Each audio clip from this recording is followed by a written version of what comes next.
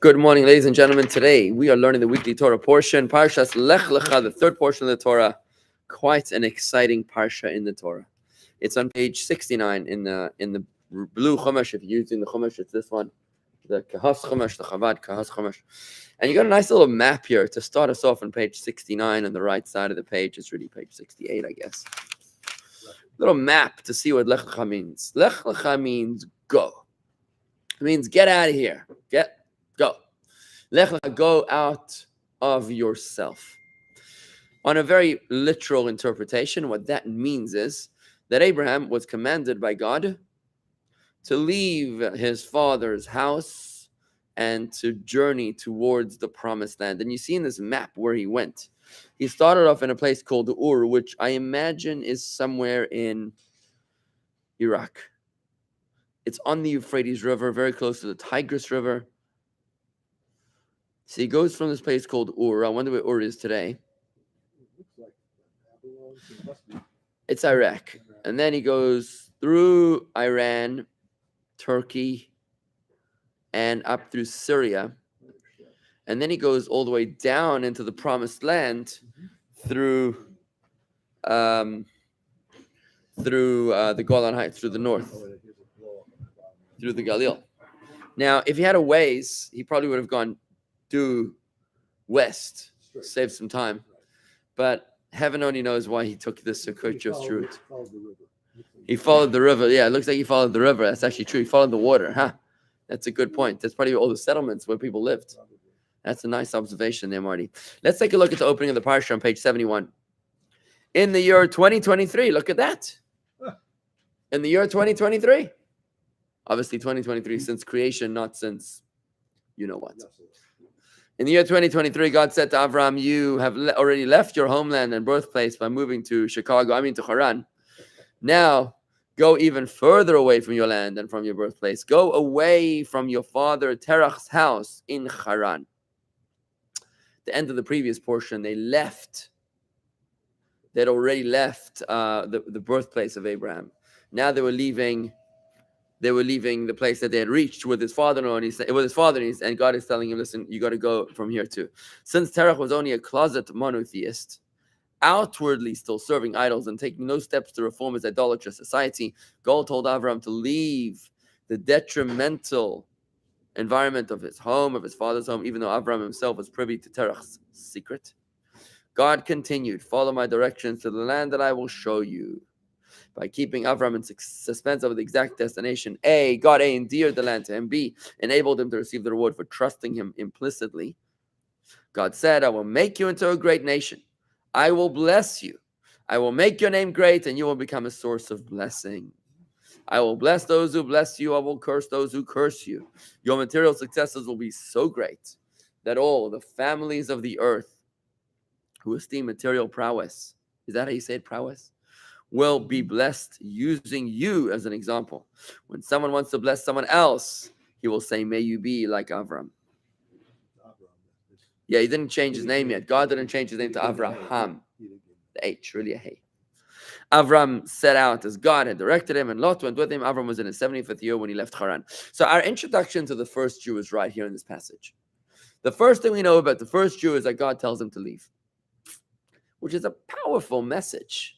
Where God is telling us, you want to be a Jew, you got to free yourself from your prior limitations. Everything you understood until now, set yourself free. Don't come to me with your pigeonholes and your boxes and your prejudices and your predetermined expectations. If you want to engage with the divine, with the infinite, you've got to be able to open your mind to infinity. Set yourself free from your birthplace, which means the prejudices and your house of your father, which is your emotions and your understanding. Well, I didn't learn it that way. Well, Rabbi, we never did tefillin when I was growing up. Who cares? Set yourself free. Torah was given in a desert. Why was it given in a desert? Because if it was given in a city, there would be, predetermined zoning, and here's a street, here's a house, here's a landfill, here's a building. Torah was given in a desert, which is an open template. And if you want to be able to be a student of Torah, you've got to be able to be truly broad-minded, not in the modern political definition of broad-minded. Today's broad-minded definition is that I'm open-minded only until the point that you disagree with me, at which point you are branded a narcissist, a xenophobe, a bigot, and a traitor, and I can have nothing ever to do with you ever again. Right? But until that point that you disagree with me, I'm very open-minded. That is our political world that we live in today, right? I'd like to welcome Fran and Corey, the Drucker, I forget your first name, Elaine, David, and Winston. We're learning the weekly Parashat. But this is not what I want to talk about today, guys. This is just an introduction. Where I do want to go today is to a very enigmatic section of Torah. At the very end of this week's Torah portion, it's towards the end, it's the 6th Torah reading. Let's go to the bottom of page 83. Yes, sir. So Hashem tells Abraham to leave, and the Torah doesn't reflect a response by him other than he just did. He doesn't question. Abraham is a chariot. He doesn't ask where are we going? When are we going? What's the weather like? What's the menu? What's the plan? What am I supposed to wear? We will do, and then we'll He's like, how high? Yes, sir. That's it. He tells him slaughter to bind his son and put the altar. It says, Vayash came Avram Babaker, and Avram arose early in the morning. He wasn't trying to kill time here. Right. So let's go, please, to page 83 at the very bottom. This is the covenant of the parts. So you did say he was 75. Correct. I thought there was a mandate to almost kill Abraham. It was. So he waited 75 years is a long time to wait. No, he was supposed to be killed at birth. Right. And if you want to watch that movie, it's being screened at the kids' pajama party, the young family's pajama party. I think it's this Saturday night, maybe next Saturday night. It's as advertised in our calendar. They're screening a film called Young Abraham, which is an animated film that actually is very accurate on the Medrash and all the stories of the Medrash about the life of Abraham. I believe it's available on Amazon Prime or one of those, not Netflix. It's called Young Abraham. You can ask Rabbi Oswald where to find the video. I'm pretty sure it's on Amazon Prime. Anyways, let's see this covenant of the parts, bottom of page 83. Okay. No, sorry. It's top of page 85. This is the top of page 85, right? And God said to him,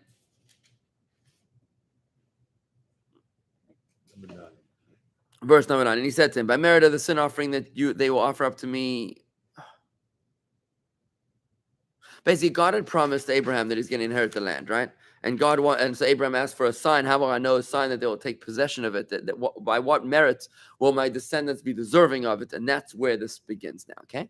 So it goes like this. And he said to him, by merit of the sin offerings that they will offer up to me as part of their ongoing maintenance of their relationship with me, to express this merit tangibly. Bring for me 3 calves, 3 goats, 3 rams, a turtle dove, and a young dove. Slaughter the animals and cut them in half. Then walk between the halves, and I will send a fire to pass between the halves.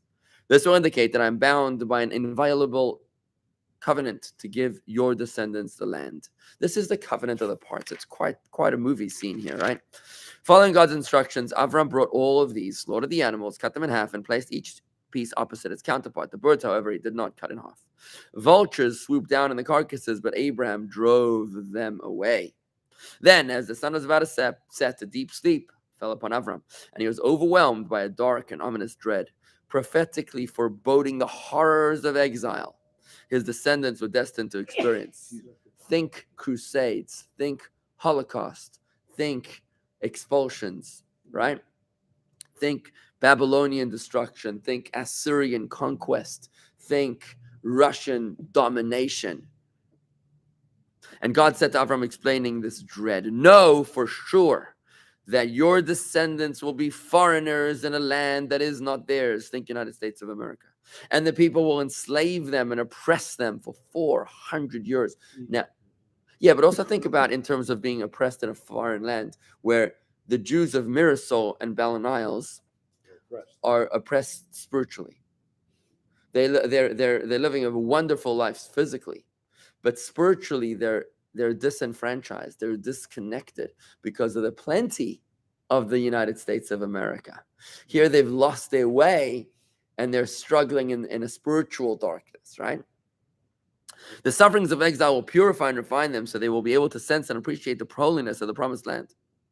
These 400 years will begin as soon, and you are right, Marty, it is Egypt. These 400 years will begin as soon as your first descendant, your son Isaac, is born. For even now in Canaan, you are considered a foreign resident. Your grandson Jacob and his children, the 12 tribes, will actually be exiled to another foreign country altogether. And exactly 400 years after your son's birth, your descendants will leave that land. Abram's son Isaac was born on the 15th of Nisan, which is the first day of Pesach, 2048 from creation. And the exodus from Egypt took place on the 15th of Nisan, 2448 from creation, exactly to the day, 400 years later. Go ahead. The part that's dark, no for sure, that's the exact Wording from Torah. And the rest, is this commentary? Bear in mind, in the Chumash that we're using, this is the Kahat Chumash, the blue Chumash that we're using in our shul. This Chumash, good morning, Lauren, is written in a very, very special way. The bold print is the direct translation of the original Hebrew text. Anything which is not boldface is interpolated commentaries collected from many, many, many, many sources, all of which are listed at the very back over here. Hundreds of sources in the bibliography, and they are all referenced in the footnotes of each page. They string together the rest of the story. And that's what's so special about this edition. No, it's Rashi. That's the Rashi Chumash, the blue one, the brown one. But the blue one is interpolated with hundreds of commentaries, as it says on the front cover of this book. The Torah with Rashi, Onkelos, Haftarot, and an interpolated translation and commentary based on the works of the Rebbe. Okay, so Avram falls into this deep sleep, and God promises him 400 years of suffering. Your kids are going to suffer for 400 years. Sounds great, right? So far, so good. No, not. When they leave that land, however, I will also execute judgment upon the nation whom they will serve for having oppressed them cruelly. I will afflict them with 10 debilitating plagues. After that, they will leave with great wealth. So they're going to have a big bank account when they leave. So it's going to be worth suffering for 400 years, right? Nah. If you don't live for it. If somebody would ask you, listen, I'm going to put you through 400 years of hell, but you'll leave with a lot of money, what would you say? First of all, it may not be me. It may not be my great ancestors. Like, seriously? I mean, you read this and you're like, is this a question or a statement? Yeah, I'm like, what is Abraham supposed to say to this, right? Thanks a lot, This is the covenant of the parts, right? And as for you, you will not live. I'm over the page, by the way, page 87. As for you, you will not live to see any of this, says God. Before it happens, you will join your fathers in the afterlife in peace. For as you know, your father Terach is no longer an idolater and will therefore be assured a place in the afterlife. So you will join him in heaven. And you will be buried after reaching a good old age, i.e., you will live to witness your children and grandchildren remaining loyal to your ideals. Indeed, although Abram's son Ishmael was wicked for much of his life, he repented before Abram died. Avram's grandson Esau likewise turned wicked only after Abram died. In other words, Esau rebelled during Avram's Shiva. Okay? The fourth generation after your grandson is exiled to another country will return here. For not until then will the sin of the Amorites, which is the first nation of Israel that you will conquer, have run its course, and will the Amorites have accrued enough demerits to warrant their being supplanted by your descendants. In other words, it's only the fourth generation, the 400th year, that you will inherit the land of Israel. Having informed Abraham about the future exile of his descendants, God proceeded to implement the covenant as he promised. The sun having set, it became very dark, and behold, a smoking furnace and a flaming torch passed between those animal pieces. Sounds like a good movie. On that day, after making the furnace and torch pass between the animal halves, God made a covenant with Abraham, saying, to your descendants I have given this land from the Egyptian river, Wadi al-Arish, sounds like the Nile, right? To the Euphrates, that's a big piece of land, a one-state solution. From the Nile to the Euphrates. I don't think so. Tell that to the United Nations, hey? Which, since it is now serving as one of the borders of the Promised Land, can be termed the Great River. So from Iraq until Egypt is the land of Israel. This Promised Land comprises the territories of the Canaanite, Kenizi, and Kadmoni, in addition to the 7 nations of the biblical land of Israel, which will in the future, Mashiach, be occupied respectively until Mashiach by the Ammonites, Moabites, and Edomites, which it means like Jordan, Syria, and Iraq. The Hittites, the Perizzites, part of the territory presently occupied by the Rephaim, the territory of the Amorites, the Canaanites, the Girgashites, and the Jebusites. This is the land of the biblical Canaan. I will give you this last 7 lands to your descendants as soon as they return from their first exile in Egypt. In the Messianic future, which means in 2022, in the month of November, when Mashiach comes, they will possess the first 3 lands. In any case, they will acquire legal ownership of the land only when they enter and conquer it. That's it. Yeah, this was the covenant of the parts, folks. This, what we learned right now, is the covenant of the parts, right? So it's quite a good story, right? We already stated the question. The question was, seriously, I mean, were we given an option? You know, if you're asking me if I want to go through 400 years of hell so I can leave with a lot of money, my answer is thanks, but no thanks, right? I'll pass. Turns out, the way the Rebbe explains it is, it sounds like God was, I mean, it's pretty clear. God was not asking. He was not giving him an option. He was just like giving him the courtesy of informing him that the reason why it's going to be so painful is because you're going to leave with a lot of money. Now, he didn't say money. He said a lot, great wealth. Now, wealth doesn't necessarily mean U.S. currency green, right? Land. It could be other stuff, right? So the way the Rebbe explains it, and this is fundamental, guys, this is fundamental approach to understanding human suffering. This is based on Tanya. It's a fundamental approach to understanding human suffering, to why bad things happen to good people. It's right here. The Rebbe explains it, that right here in this passage, that Hashem is explaining to the first Jew why bad things happen to good people. Because by enduring those experiences and holding strong to your faith in those dark places, you will be bringing the light of Hashem, of Havaya, to a place that the light of Hashem has never shone before, to places of pain and dysfunction and hardship and struggle and suffering. You will be bringing divine consciousness and awareness to a place of darkness and suffering, of spiritual darkness, and by doing so, you will be fulfilling the purpose of creation. Somebody said, you will be fulfilling the purpose of creation, which is to make the entirety of this world a home for Hashem. You will be creating a dira b'tachtonim, making this entire world a home for Hashem. Now, that's an amazing idea, which means that if you went through a difficult marriage, right, and now you're on to a good marriage, why, God, why? Why did I have to do that? The answer, why did I have to suffer? Because you needed to redeem the sparks that were embedded in that location. Let me explain what the sparks means. In Kabbalah, it's explained, and I got to wrap it up here because we've got another class coming up. And by the way, thank you to Winston for posting the clip, the actual video in the comments of young Abraham. It's right here. And to you, Alan Newman, happy birthday today. I was going to text you soon, but it is your birthday today. May you experience your health, happiness, and blessing in every respect. And may you reinvent yourself spiritually to the point that you'll be unrecognizable in this year ahead by growing so much. So the reason why we suffer is because when Hashem created the world, there was 288 divine sparks that were embedded in this world. It was like a hide and seek kind of task. Our mission, the reason why you go to San Diego, the reason why you missed a flight in Darfur, the reason why you were rerouted through Vienna instead of through Denmark, is because in that place you needed to do a mitzvah. Your soul had a mission to fulfill in that town, in that village. There's a beautiful story about Shem Tov I shared with my kids that he went on a trip with one of his students one day, and it was a 10-hour trip by carriage. They went into the forest. The student had no idea why they were going, where they were going. They go into the forest off the road, and the Baal Shem Tov finds a brook of water. He drinks a cup of water, makes a blessing, they go home. And the student was like, for this we traveled 25 hours. And he says the Baal Shem Tov that this brook, in this spring, since creation, nobody ever made a blessing over it. And it was about to run dry. If it would run dry, it would never fulfill its purpose. I had to travel over here to make a blessing over it, to make a Baruch Atah Hashem Elokeinu melech haolam, shehakol niya b'dvarei, to reveal divine consciousness and awareness over the spring and to do an after blessing, so that it would be elevating the entire brook. Right? And that's what our entire life is about. It's about elevating those sparks. When Hashem created the world, there were 288 sparks embedded in the world. The Zohar tells us that when the Jews left Egypt, they left with great wealth. What does that mean? It means that they left with 202 sparks that were embedded in the land of Egypt. That's what it means, great wealth.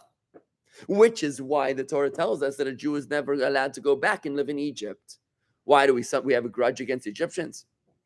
If we weren't going to live in any land that persecuted us, then we'd have very, very few pieces of real estate to live on planet Earth today, right? It's not because we have a grudge against the Egyptians. The reason that you're not allowed to go back to the land of Egypt is because you got nothing to do there. Our ancestors spent 400 years in exile. Specifically, they were 210 years in the land of Egypt. Their suffering in the land of Egypt elevated those 202 sparks. What are you going to do there? You need to go to Palm Beach. You need to go to Vancouver. You need to go to Vienna, to Vladivostok. You need to go to these places where destiny leads you so that you can elevate the sparks. We have 86 sparks left in the past 3,335 years. Now Mashiach is ready to come. We've pretty much elevated every last spark. That's the reason why you suffer. Why that hard marriage? Why the Holocaust? Why the crusade? Why the child was ill? Why I had to suffer through that bankruptcy and so on and so forth? The answer to why bad things happen to good people is in this week's Torah portion. God says it explicitly to Abraham in the very beginning in the covenant of the parts in the 6th aliyah of this week's Torah portion. You go down there because when you go down into that basement and you stay connected to me, Hashem, what you're doing is that you're shining the light of godliness, of Havaya, into a place that it's never shone before. When you make a show in Palm Beach Gardens, or a mezuzah in Artistry, or a tefillin in Mirasol, or a Torah class in Ballin Isles, what you're doing is that you're shining a light to a place that had never shone before, a spiritual light. You're making that place a home for Hashem, and you needed to experience that location, that distress, that marriage, that bankruptcy, that divorce, that whatever you went through, that anxiety and stress, so that you can elevate and sublimate it and leave with great wealth. It's not an option.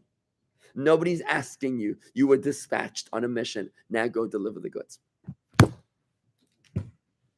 All right. There it is right there, folks. Thank you, Fran, and the trucker, and Al Newman. A very happy birthday to you too, folks. See you tomorrow. Great Torah study coming up right now with Rabbi Uzvolk. He's doing a class on Hebrew reading. No, not reading. He's taking Hebrew 3.0. It's an amazing class he's about to do. Amazing class he's about to do. I highly encourage everybody to join. Okay, beautiful.